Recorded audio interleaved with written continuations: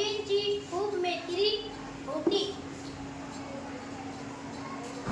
त्या दोघी एकाच वर्गात शिकत होत्या.